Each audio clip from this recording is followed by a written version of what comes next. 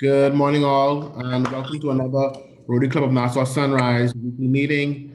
I would like to thank you all for coming out this morning, and as we start our new meeting this morning on this April 21st, I want to thank God for life and thank God for us being together as another Rotary meeting as we partake in our Maternal and Child Health Month.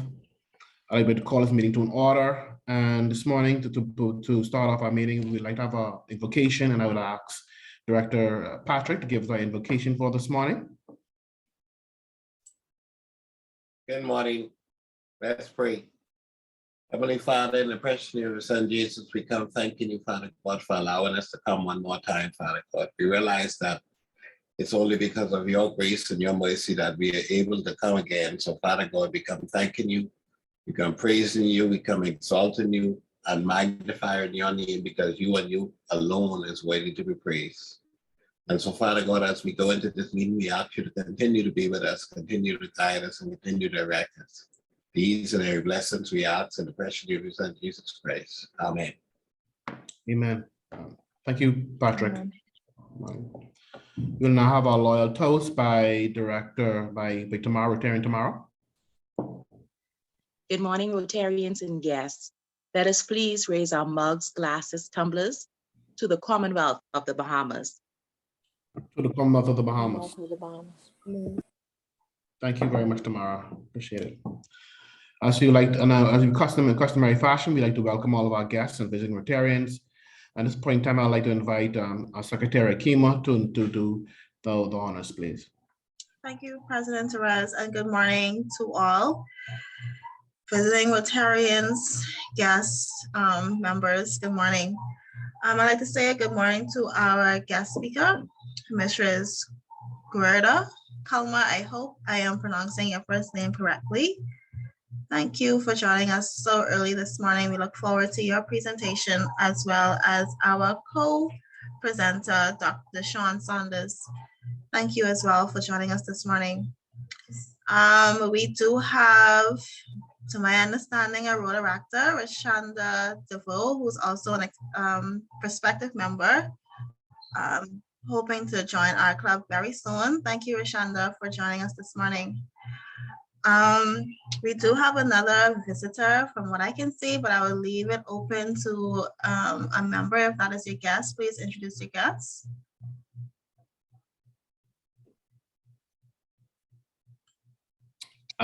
Kim, I'm not sure if you're referring to Smith, but she was a former member of Rotary. So I don't know if it's yes, that's what I'm referring to. So okay. Thank you, I guess, Ms. Smith, Noel Smith, for joining us. I do believe she was a former Sunrise member. Okay. Well, that probably was before my time. Yeah, he's at Cresswell Center. The invite. She's okay, good. Thank you very much. Right. Thank you. Welcome back, Akeisha. I hope to see you more, many more meetings. All right, that will be it. President Therese, back to you.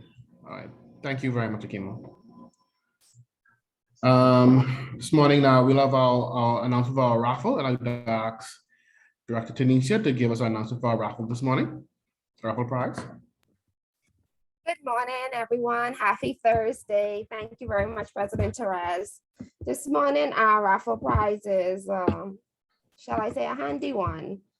It is, can you guys see it on the screen? Yes, we can see it. Multifunction. Well, you only want the guys to see it. What about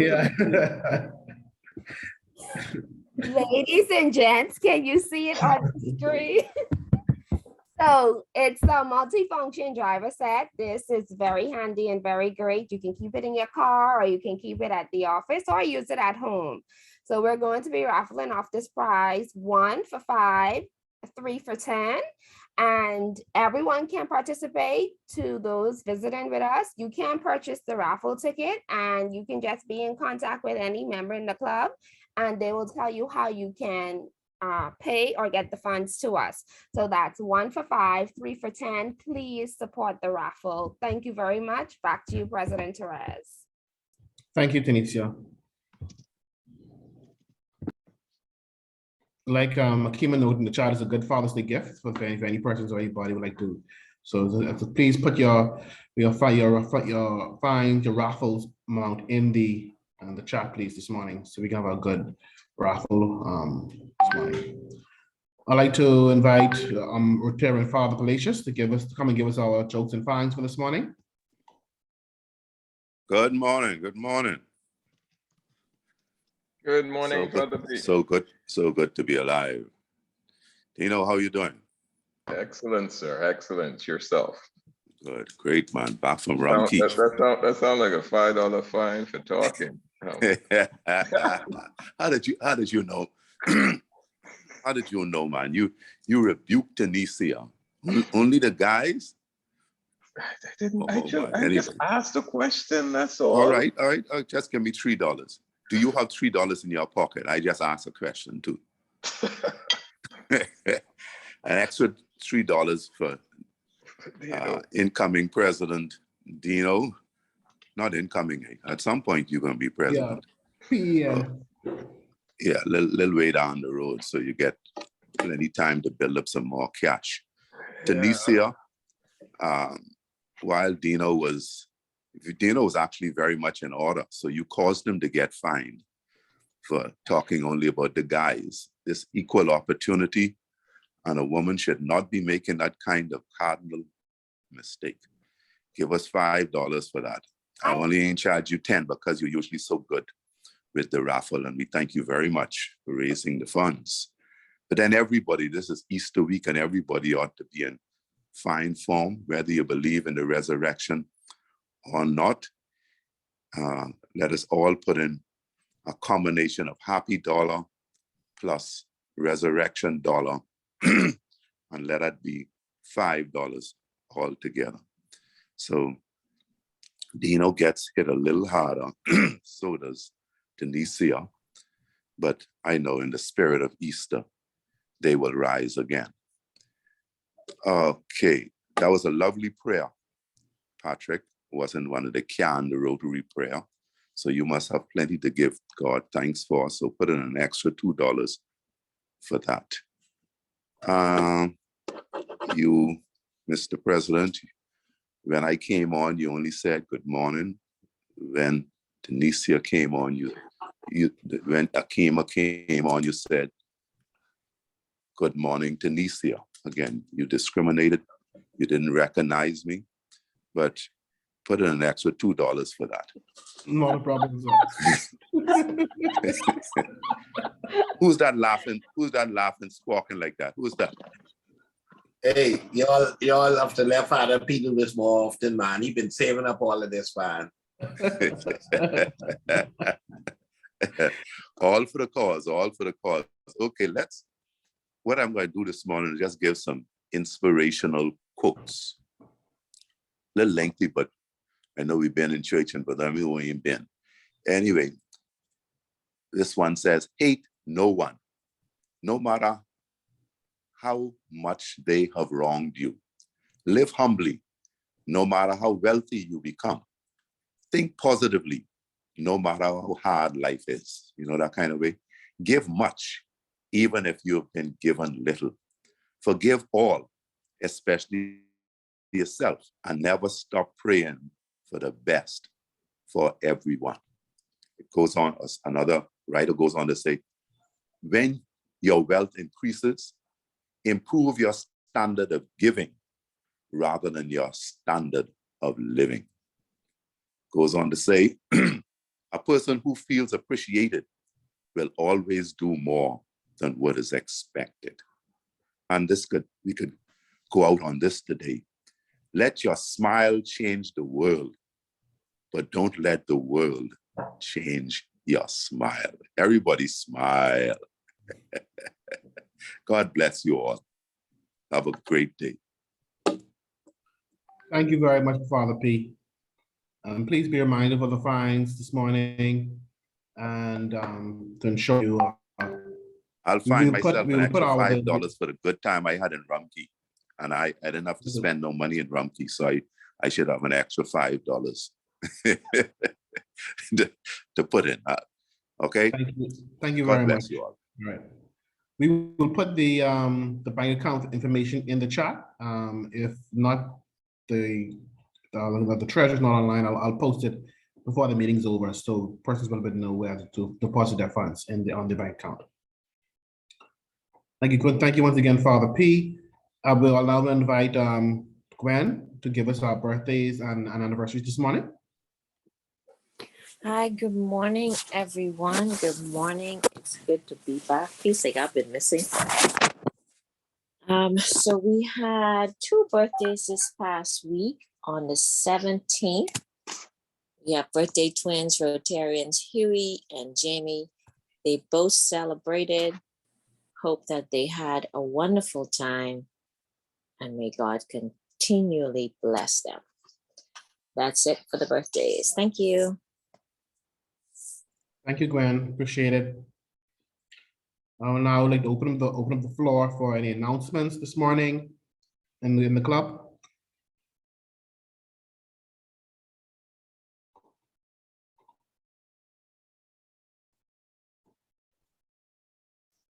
Okay, I'll just. Good morning, everyone. Morning. Just a brief update on where we are as far as the prizes, the donations for the prizes are concerned. So far, 6 persons have agreed to donate to the prizes. We now need 4 persons to step forward, and that will complete the 10 prizes that we are asking for. So I want to say thank you to those 6 persons who have agreed to give a wonderful prize, and they are truly wonderful. Thank you all, and I look forward to 4 persons stepping forward to commit to give their prizes. Thank you. Thank you, IPP Francis.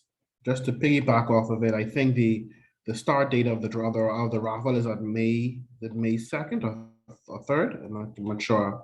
It was one of those 2 dates. I think it's probably the 2nd of May. I think it's the 2nd. Yes, and we'll run till June, at the end of June. Just want to highlight those dates for person, so we'll be rolling out very shortly. If Yvonne is online, she can give us an update as to the preparation of the tickets, the flyers, and all of that. Okay. I don't see her. Yeah, good morning. I'm here. Oh, Yeah, but the tickets is progressing. The flyers, I wasn't responsible for the flyers, just the tickets and the media. And it's progressing. As a matter of fact, we should put our final touches on the tickets today, between today and tomorrow. And if there are no further tweaking, then it should be ready to go. Great.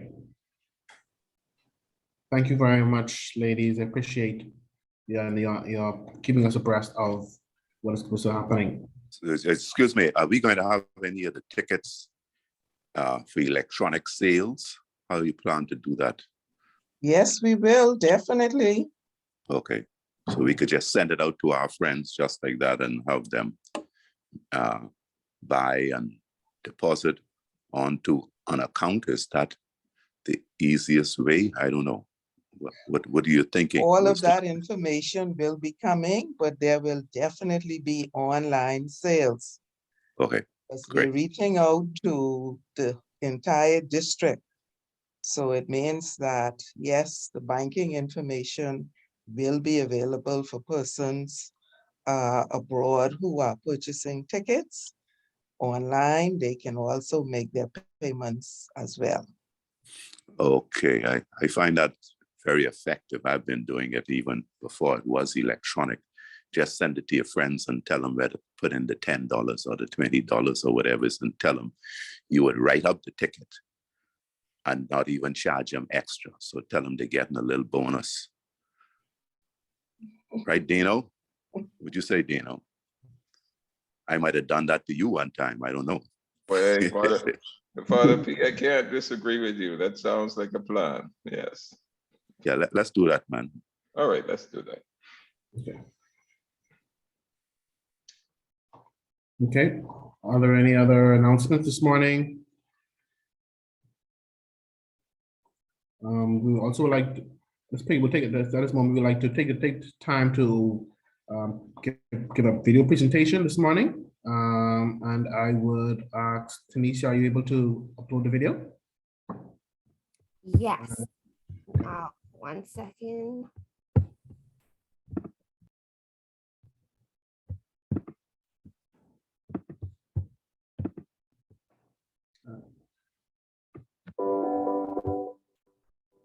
My name is Leah Carla Adderley, and my journey with Rotary began a couple of years ago with a desire to join Rotary. I knew I wanted to be a Rotarian, but just never got around to it. And so in 2019, I decided to get serious about it. So I started visiting a number of clubs, trying to find a good fit. And then one day I visited the Rotary Club of Nassau Sunrise. It's a morning club. And from the moment I walked through the doors, I knew that this was the club for me. I was welcomed with open arms, and it just felt like family. One thing that I enjoyed about the club is that there was a good mix of seasoned Rotarians plus a number of new Rotarians. So it was a really good mix in terms of having that wisdom and knowledge about Rotary coupled with some fresh ideas.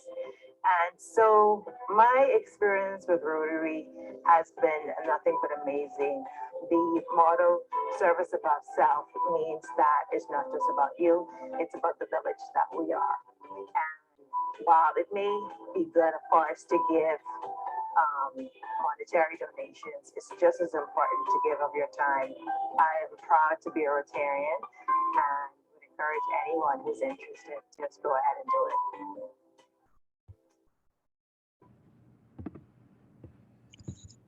Good morning, Rotary family and friends. This is Simone Bowe, Public Image. And on behalf of the Public Image Committee, I want to find out from you, how did you enjoy that video? It was fantastic. That was wonderfully refreshing. Awesome. Great. Wonderful. I'm glad you enjoyed it. We have more to come. We wanted to give you a taste of the video project that we've been working on to capture the Rotary story of our members. And we have a wide cross-section of members who have participated, as Leah mentioned, the seasoned to the new to Rotaractors. We have a number that we have captured.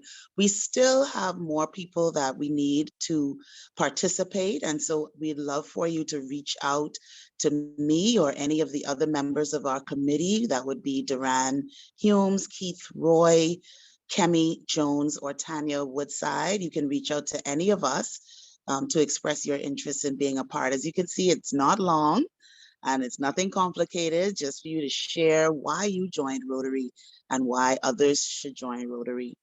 And we have another appeal as well. We have to complete our payments for the project, and we would like to invite any of you that would want to contribute to finalizing that payment to also reach out to me or to PAG Karen with your donation. Thank you so much for your participation, as always, Sunrisers. Thank you, Simone. As you all know, this is a video is something that we can advertise and promote our club, and we can springboard this initiative to other endeavors, just to show the wider public of what we're doing and who we are as Rotarians in the Sunrise space. Please ensure that you volunteer to participate. There are still open spots, and as well as Director Simone mentioned, there is a need for us to get sponsorship for the project, and so please participate in monetary donations to us. We have a small amount left, I think about $1,000 left on the project. So we're imploring to the members to just give a little bit more and put in your pocket, and to help us finally bring this project to a closure as we close out this Rotary year, and to also be able to promote our club. Simone, I'm going to invite you back as we have our Rotary Minute this morning.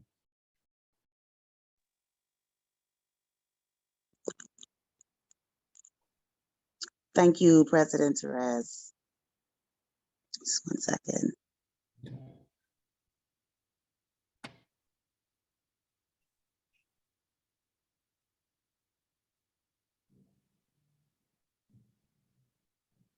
Our Rotary Minute this morning is Rotary makes amazing things happen.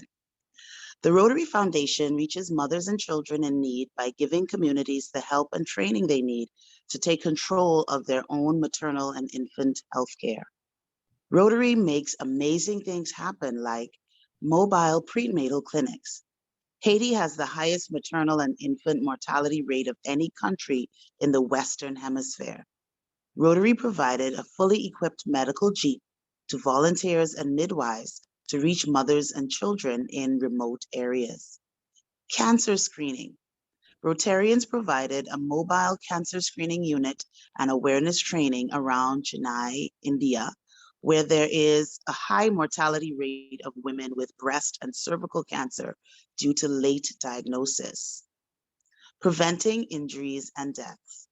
Rotary members launched a $3 million 5-year pilot to save lives of mothers and children during home deliveries in Nigeria. Since 2005, they've also repaired 1,500 obstetric fistulas. I hope I pronounced that right. I'm not a medical person. 500 more than their initial goal, restoring dignity and hope to vulnerable mothers. And you can find more on www.rotary.org. Aren't you proud to be a Rotarian? President Therese. Thank you. Yes, we are. Thank you very much, Simone.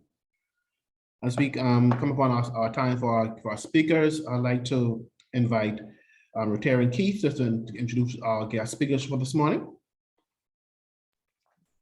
Thank you very much, President Therese. Today we have two speakers. I'm going to first introduce Dr. Deshawn Saunders. Dr. Deshawn Saunders is presently a pediatric consultant with the Department of Pediatrics and serves as Deputy Medical Chief of Staff at the Princess Margaret Hospital.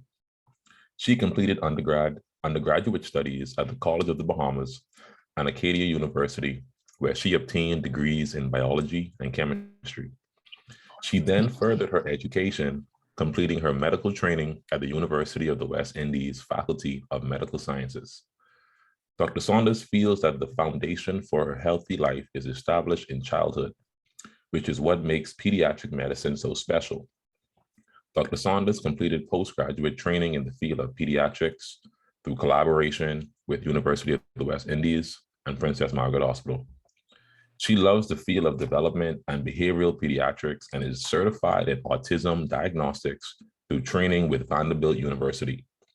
She also volunteers her time with the autistic community in the Bahamas, where she serves as one of the board of directors for the REACH organization and works part-time in her role as a pediatrician in private practice. Dr. Saunders, in her spare time, loves event planning, decor, and jewelry designing. She is married to her loving husband, and they are devoted parents to their 3 lovely daughters. Now I will read the bio of Mistress Gerda Kalmer. Mrs. Gerda Kalmer is a real estate agent by profession. She is the proud mother of 2, 1 boy and 1 girl.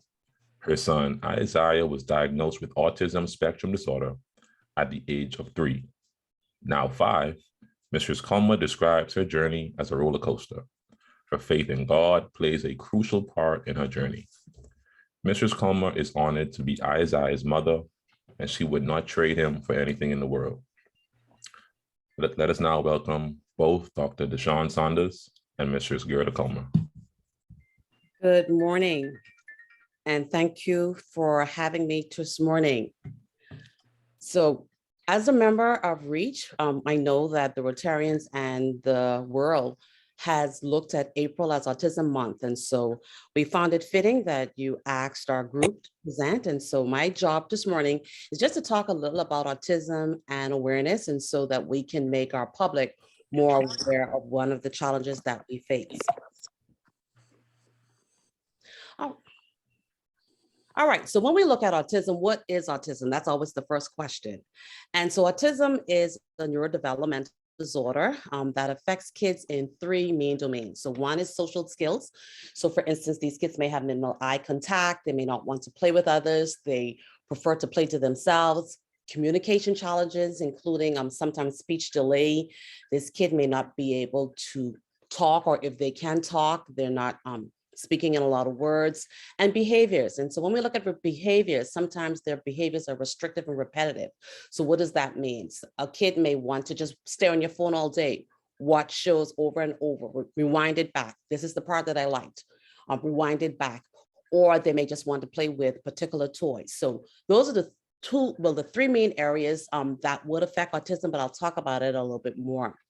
So when we look at autism, the question is how common it is. Right now, the REACH organization, we are presently piloting a study where we are trying to collect data in the Bahamas in terms of children that may be on the spectrum, may not have had a diagnosis, but have signs and symptoms that are consistent with autism. So we know our numbers. But when we look at the US, presently, as of 2022, the CDC released their latest numbers, and it showed that it occurs at 1 in 44 children in the US.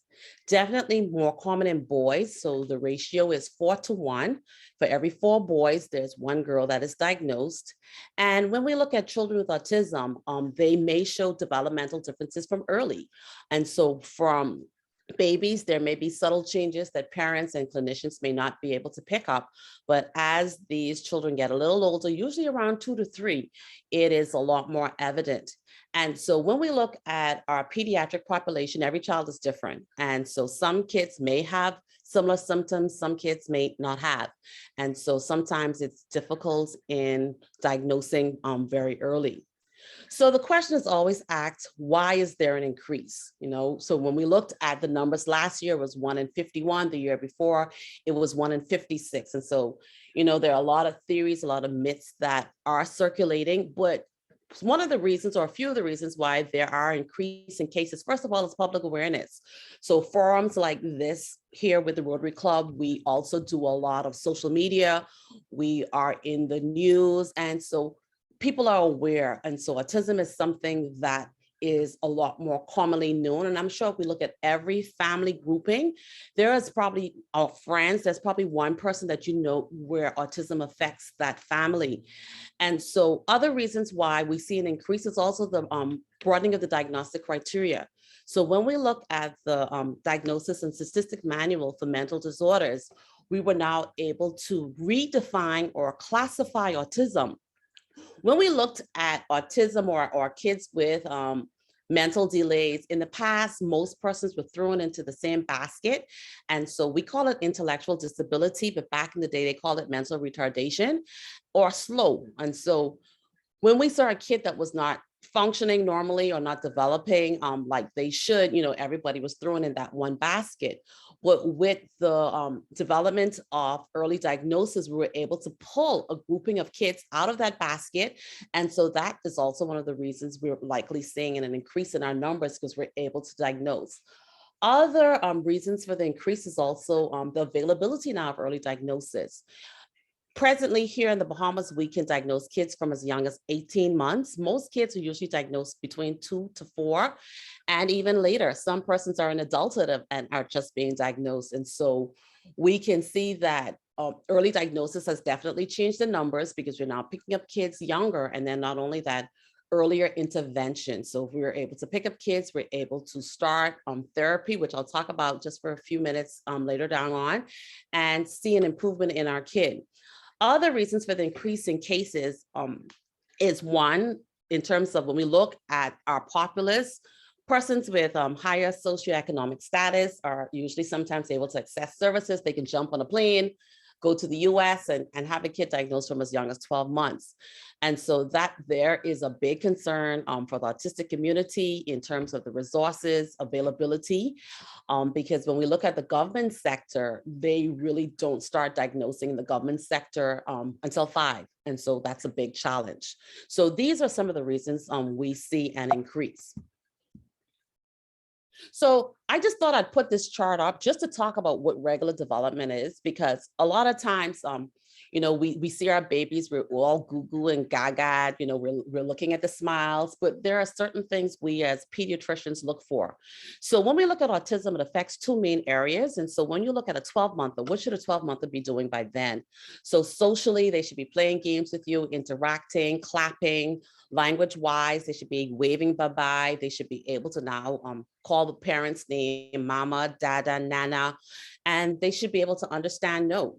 All right. And so when we're looking for kids, these are the things that we're focusing on. So at 12 months, if a kid is not doing these, you then, as a clinician, start to become concerned. So what are some of the red flags from as early as 12 months? One, if a kid is not saying words such as mama or dada, a kid is not gesturing. So for instance, waving hi or bye, nodding their head, yes or no. A kid is not pointing to things when they want to request, or a kid who may have been doing these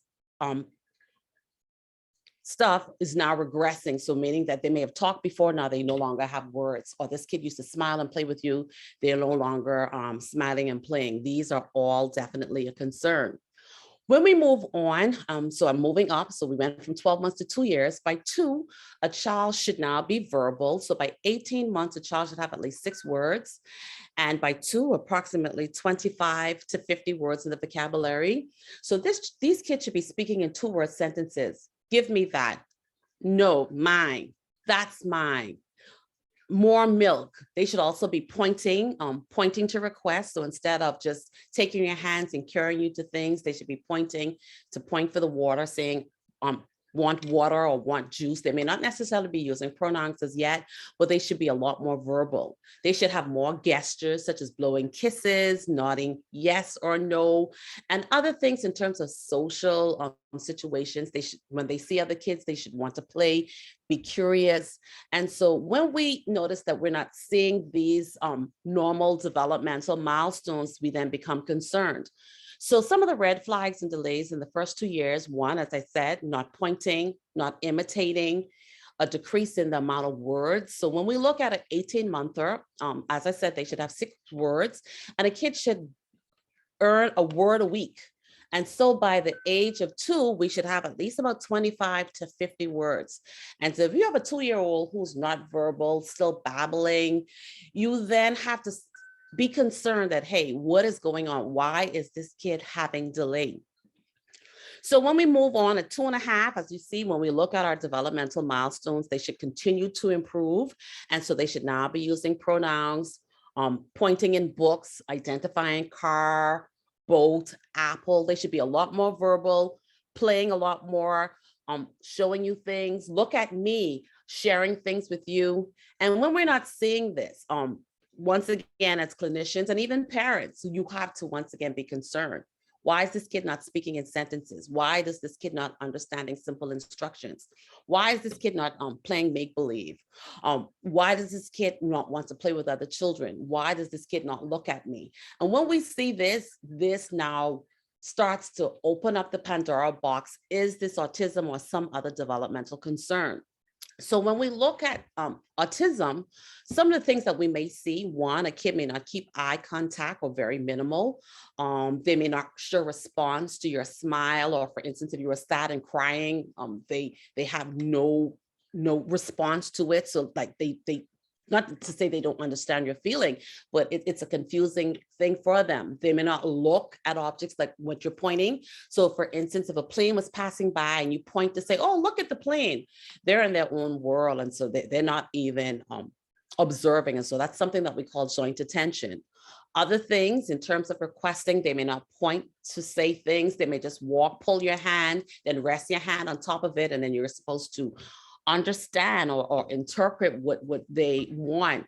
Also, it's indicating preferring to play to themselves, difficulty making and keeping friends. When we look at communication, once again, no single words by 15 months, no 2-word phrases by 24 months. And for some kids that are verbal, they may have what we call echolalia. And what is that? Repeating. So these kids repeat the same thing over and over. So for instance, if I said, hi, Danny, and how are you? I'm expecting Danny to say, I'm fine. But Danny would say, hi, Danny, and how are you? Or if I said, what's your name? The child repeats, what's your name? So that's echolalia. So yes, that kid is verbal, but they're just repeating. So they don't understand the meaning of what they're saying. They're just repeating on what they've heard. Other red flags is ignoring. So, we have stubborn kids, yes, but a lot of times for our kids, parents always think they're deaf because they'd be calling Johnny's name, Johnny, they're changing the intonation, Johnny, they're shouting, they're screaming, and Johnny is just not listening. And that is also one of the red flags that we see as clinicians. And also that's always usually the first concern a parent has. I don't think my child can hear. Other things would be no imaginative play or not showing any interest in trying to communicate. When we look at behavioral differences, a lot of these kids toe walk. I know sometimes some families are like, oh, my auntie used to toe walk, but no, it's a concern when we see kids having persistent toe walking after the age of 2. Other things are hand flapping with excitement. This kid may rock, spin, they may want to just sway or twirl their fingers, which is something that we call stimming. Other things, they may be specific with toy playing. So for instance, if they have a car or truck, instead of driving that car and imitating zoom, zoom, zoom, zoom, they prefer to turn the car over and spin the wheels. Or they're obsessed with just watching the fan, or they're going to the light switches and cutting the light switches on and off. Other things, say, may be sensitive. So for instance, if an ambulance drove by, they're holding their ears, you're taking them to the barber, they have a meltdown in the chair because they're scared of the sound of the machine, the lawnmower, the vacuum cleaner. So these are what we call sensory stimulating concerns. And so for instance, hearing. And so a lot of kids are hypersensitive. Some kids smell things. So they may smell food, they may smell toys, they may smell you before interacting. Other things are lights. Some kids may just want to watch the lights flick on and off. Some kids have textural concerns, so they may want to rub their hands against the wall, or they may want to hold something in their hands. For example, I had a kid who was obsessed with straws, plastic straws, and he had to have a straw in his hand. And if you took that straw out of his hand, it was a meltdown. But because of his texture concerns, he just felt that that was something that he needed to help him stay calm. Other things may be in terms of their vision or gaze. So instead of looking at things straight on, kids may look at things from the side. They may flip a book over and read upside down, or even with playing, instead of sitting up and watching cars roll up and down, they may lay on the floor, look from the side at different objects. So we say all of that, but you have a kid that you have a concern about, how do we diagnose? So I would say there is no special blood test. There is no CT scans or imaging of the brain that can diagnose a child with autism. Autism ideally is diagnosed through behavioral observation and special diagnostic testing, such as ADOS, which is Autism Diagnostic Observation Schedule. Other testing includes things like CHILDS, what is Childhood Autism Rating Scale. And as pediatricians and as parents, it is important that you take your child their well visits. I know we've had COVID, parents are scared to go to the doctor's office. Parents are locked up in the home with their children, but these children from 18 months should have screening. And so when you were to go for your well visits, it's not just for immunizations. It's not just to listen to the chest, but it's also to see how this child is moving forward from a developmental aspect. And as indicated, we now actually have criteria through the DSM-5, which is the Diagnostic and Statistical Manual of Mental Disorders. And we're able now to diagnose and classify kids with autism. So when you were to take your child to a person to be diagnosed, we would starting with the history, first of all. So we need to look in the past medical history, things that may, not to say cost, but there are some factors that are common. So kids that have extreme prematurity, they are at increased risk for autism. A familial history, meaning that you may have other persons in the family who may have had autism. And so we start with history. Once we've moved on to history, we then find out what's going on with the kid's behavior in terms of, is this kid toe walking? Is this kid flapping? What is this kid exactly doing? And also with diagnosis, we would actually have to observe these kids in a clinical setting or in a play setting just to see how they act and perform.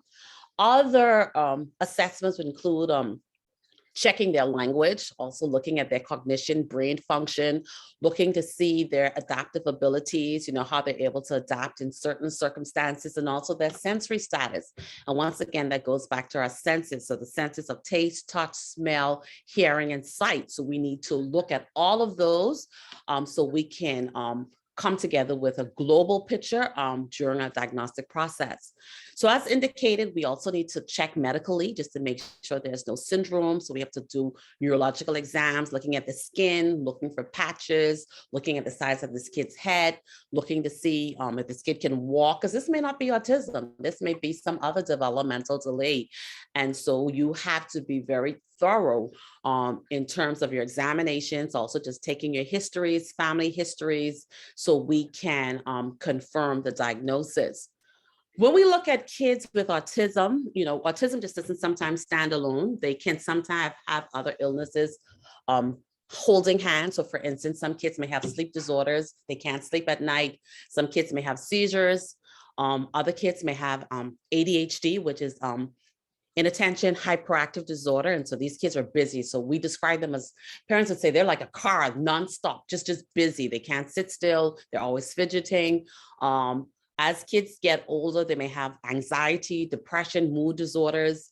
In some of our younger kids, they can have food refusal. So we have, because of the textures, some kids may not eat certain foods. Some kids may not eat meat. Some kids may not eat soft foods. Some kids may not eat certain colored foods. And so all of these are things that we have to look out for. And then also you may have the kids with behavioral concerns, some kids that are aggressive, some kids that self-injure themselves. And so all of these are things that may impact a child with autism, and in addition, intellectual disability. And so you have some kids that are high flyers, what we call Asperger's. And so they're the kids that sometimes are missed because they're very bright, they're very intelligent. A lot of times parents feel that they're gifted, and yes, they are. But they also have challenges that may affect them as they get older. So when we look at autism, there is a noted genetic link as indicated. The rate of autism in siblings is much higher than the rate in the general population. Other things that we have seen is that older fathers and older mothers, that's like in the 50s and 60s, they also have an increased risk of having children with autism. I have to kind of put this slide in because, there was a big debate a few years ago, and that it was the vaccines that we give in childhood that was causing autism. But I can say they've had over 400 different reviews and articles to review this myth. And the scientific literature does not support an association of vaccine as an environmental factor that increases the risk of autism. So I just always have to say that when I am talking to persons. And so we as pediatricians encourage our children to please get vaccinated. I know the Rotary is, and I heard them talk about it, you're helping out in the developing countries in terms of polio and all of that. So we encourage vaccination, and we ask our parents to ensure that they're staying on the recommended schedule.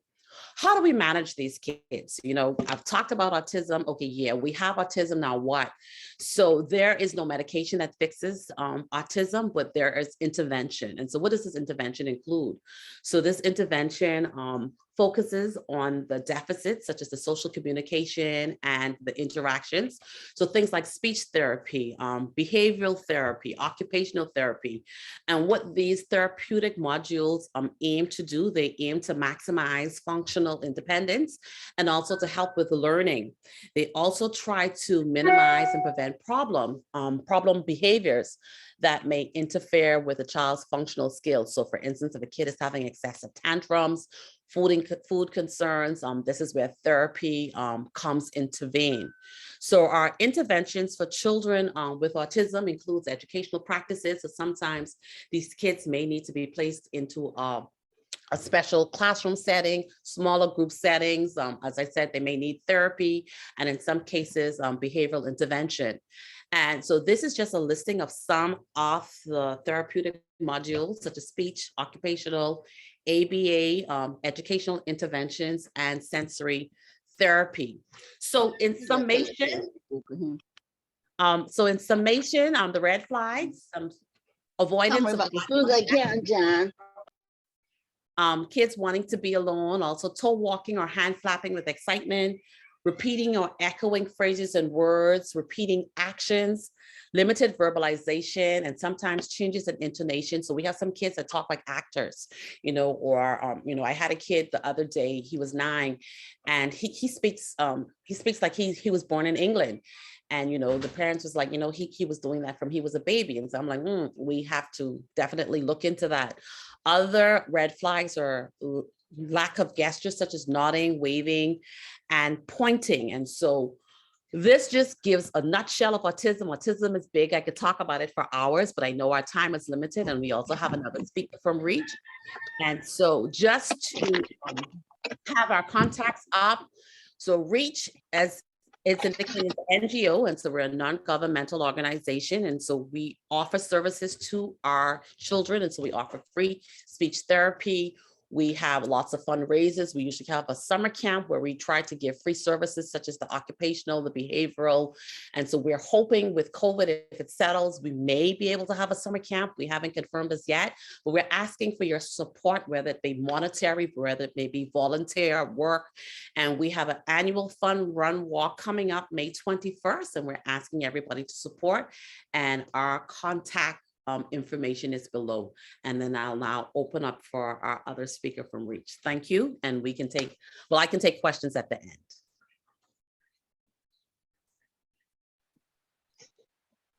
Hi, good morning, everyone. I am grateful for the opportunity to share my experience in reference to having a child on the spectrum. Just like Dr. Sanders, she mentioned in reference to seeing the early signs of autism. And for me, I saw the signs, let's say around 18 months. I have another child who's a little bit older. And so I realized the difference based on how she developed and how my son was progressing.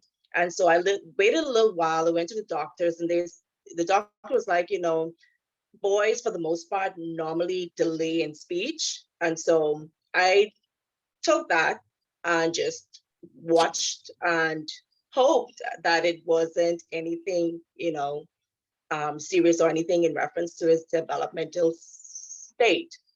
But I reached out to a few persons, and I would suggest that if you know someone or you have a child who you feel as though may have some challenges, don't wait and ask questions. Try your best to find the resources needed, because early intervention is really, really crucial in reference to getting them exactly where they need to be. And so at the age of 3, we got the diagnosis. It was gut-wrenching, because as a parent, you already have plans in motions, or you have in your mind what your child would be, and you have this idea of what he's going to develop into. And now here is this gut-wrenching news saying that your child has a developmental delay. And for me, I had to reach out to family members. I had to reach out to Reach to get the information, because I didn't know anything about autism. I've heard about it, but really didn't know. And at the Reach program, the minister made a statement: he who knows it, feels it. It is not an easy task. It's mentally, physically, and emotionally draining at times, most times. Financially draining, because here, even though we do have the assistance in reference to therapy, early intervention, but at the end of the day, it is very, very expensive. And I could imagine how many children are going undiagnosed. Even as I can recall, in school, we've had children that they said were slow or just retarded, but at the end of the day, they were on the spectrum, but we didn't know. We didn't have the information that we have now to say, get that intervention. And even now, we still have persons who are hiding their children in the dark, not wanting them to go out because of the stigma of autism. And I feel as though the stigma should never be there, because no child should be left behind. I feel as though every child is created by God. Every individual human being is created by God and here for a purpose. So why is it that our children who are on the spectrum, it seems as though we are like a second thought, an afterthought in reference to giving us that help that we need? This is the cry for most parents. The funding, therapy is really, really expensive. Thank God for Reach that they are assisting with the speech therapy, but we need more. And the intervention is not for tomorrow. The intervention is now, because like I said, he who knows it feels what we go through. The child that doesn't want to eat, or like my son, he's only fries, chips, and juice. Now, how do I get that nutritional value? It's very hard to do that. So I have to not force, but try to ease certain foods in, and he's still not taking it. So here, for me, I feel as though autism right now is an epidemic. We don't know the magnitude or how many other children are on the spectrum. And I think Reach has this survey that we have out now, just to find out how many persons here in the Bahamas are on the spectrum. But we are crying out as parents, we need help. This is an epidemic. Our children deserve,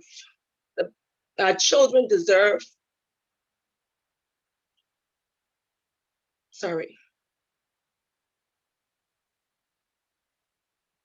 Our children deserve to be all that God has called them to be. And a lot of times it's money, it's funding that is hindering us from getting the help that we need for them.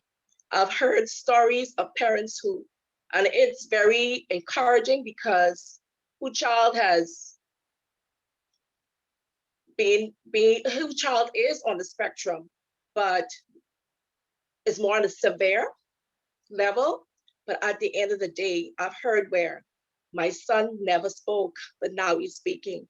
My son or my daughter never did this, and now he or she is doing it. Why? Because of the intervention. Why? Because of the therapy. Yes, we can pray about it, and I'm all about the prayer. I'm all about fasting. I'm all about believing that God can change. But at the end of the day, faith without works is dead. So we need the therapies, we need the intervention for them to fulfill their purpose on this earth. And funding being a hindrance, I think that's not even an excuse. It's not an excuse, because he who knows it feels it, and they are deserving. They are truly deserving. They are truly loving and deserving beings. And for me, they're not going to be 5 and 4 and 6 and 7 all their lives. They're going to become adults. So what do we do with them as adults if we don't give them that intervention to pull out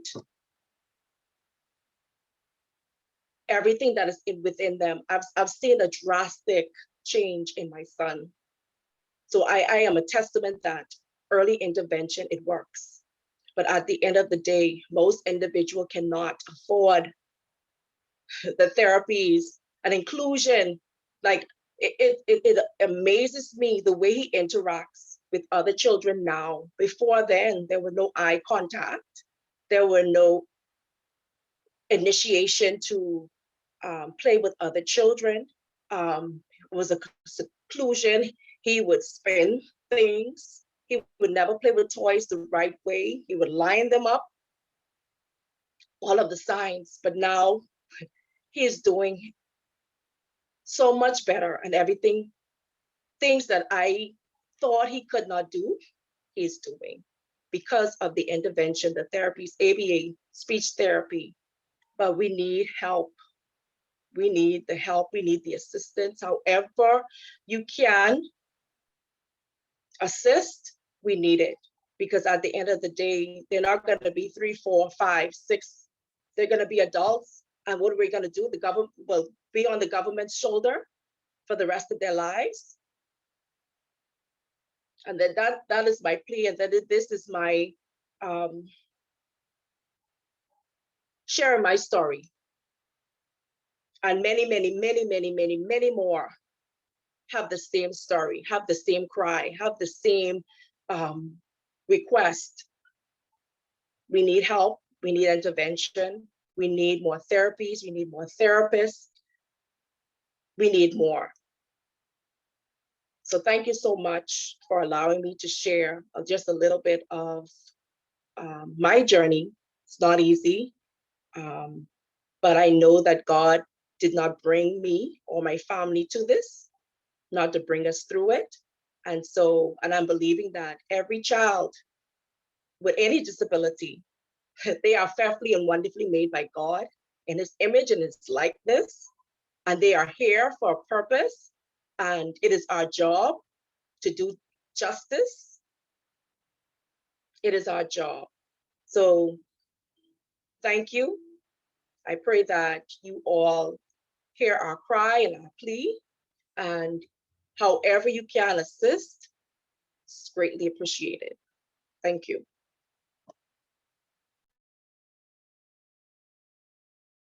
Thank you, Mrs. Kalma.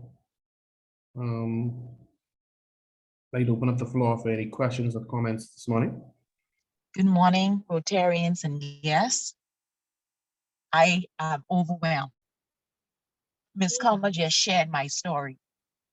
I thank you, Ms. Kalma, for your honesty. It's not an easy road. My son Shervin is 11. He was diagnosed at 4.5, and he is not where he used to be.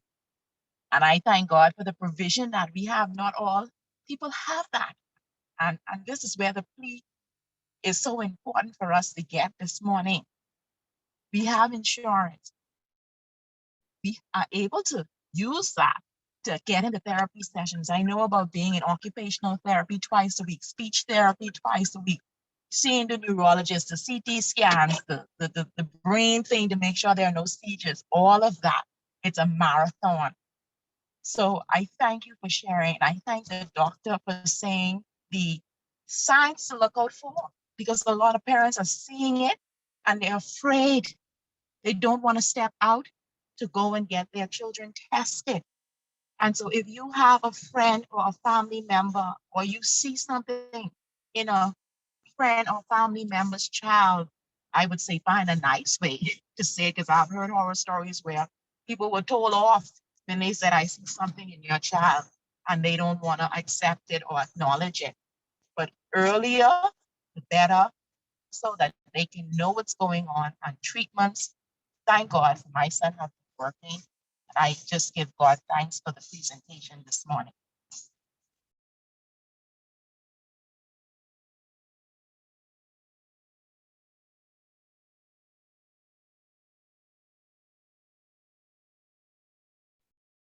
Thank you, Tamara, for sharing.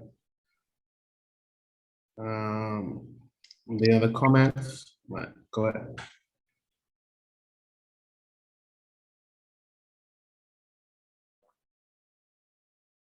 This was a very, it was one of my, when we started this month of child and maternal, this was one of my main topics I wanted to touch on this morning.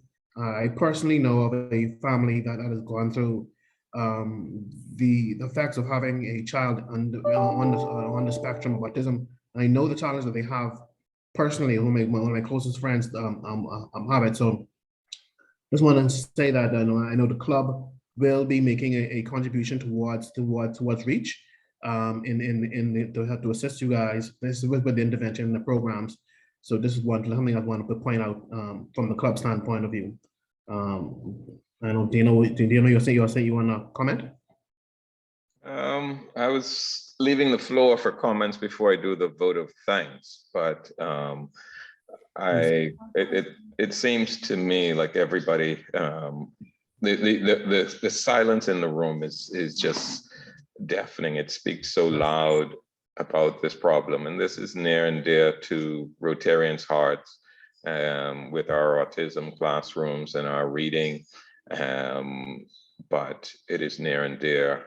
And what I'll do is I'll just go into the vote of thanks because of want to be mindful of time for the persons who are online as well. But ladies, Dr. Deshawn Saunders and Ms. Gertha Culmer, really, really thank you for taking the time to come and share such a passionate presentation with us this morning.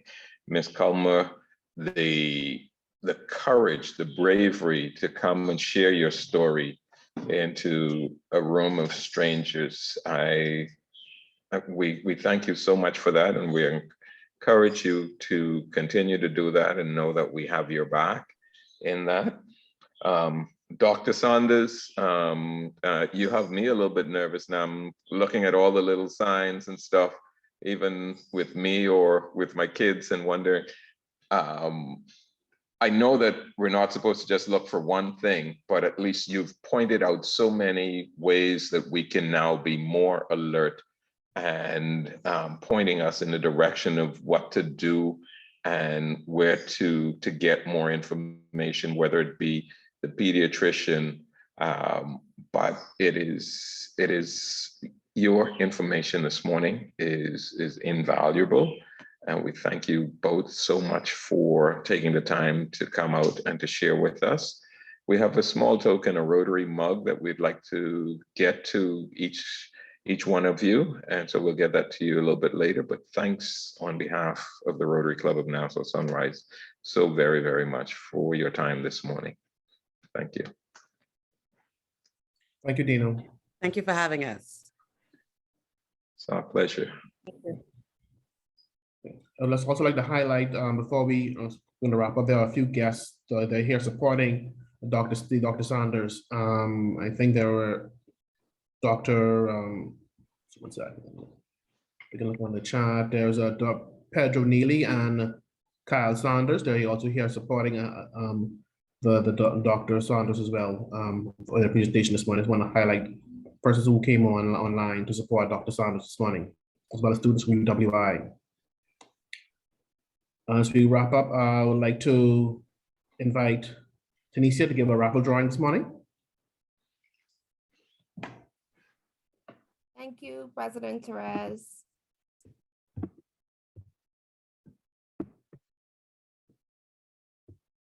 Can everyone see the screen? Yes. I'm just going to do a scroll to make sure I have everyone. If you don't see your name, just let me know.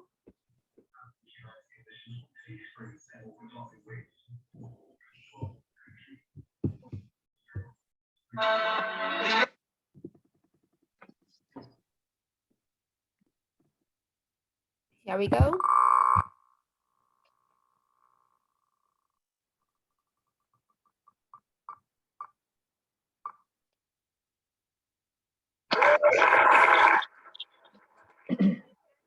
Man, Felix stole that from me. Felix. I'll be in touch with you. Thank you very much. Felix. You didn't even do the prayer. I thought you would have. You're doing the prayer. He would have won. That's my birthday. That's my birthday gift. Okay. Felix, I have some tasks around the house I can point you to. Okay. All right. $50 an hour. As of the four-way test this morning, I'd like to ask Rotarian Jessica to give the four-way test this morning. Good morning, all. Rotarians, let us recite the guiding principles of the four-way test. Of the things we think, say, or do, is it the truth?